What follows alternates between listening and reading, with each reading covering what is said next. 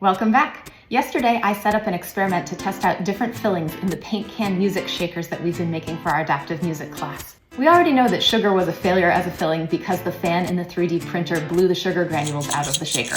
Remember that the 3D print file for the paint can shakers is part of the Paint Shake activity bundle that you can download at music-access.com, which includes the music notation, the activity instructions, a professional accompaniment recording, visuals, and more. All right, let's check these out. One of the things that I've learned is that the sound that I hear up close while shaking them is not necessarily the same as what it sounds like from across the room or on the video camera. So as we already know, sugar was mostly a failure. Sounds like there are a few granules left in there.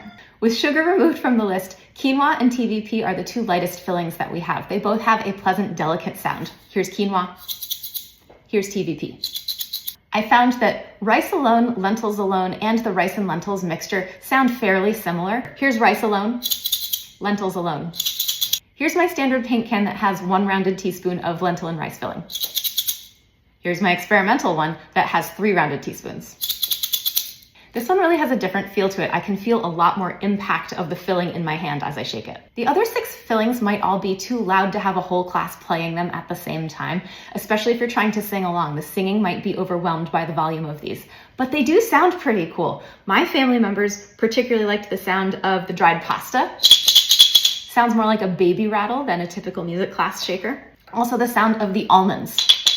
There's exactly 4 roasted almonds in there, and it makes also a rattling type of sound. Up close, black beans and chickpeas sound almost exactly the same. Black beans, chickpeas. Popcorn and stones also have a harder sound. Here's popcorn, here's stones. Personally, I really like the delicate sound of the quinoa, so I'm going to print more of these to have in my collection. I'm also going to print some more with triple the volume of the rice and lentil mixture because I like that feeling in my hand and that proprioceptive input. It also doesn't make it too much louder. If I was going to run this experiment again, I might try using some very small hardware like nuts and bolts or screws or something. What would you put in as an experimental filling? Let us know. And don't forget that you can go download this really fun music class activity at music-access.com. It's called Paint Shake.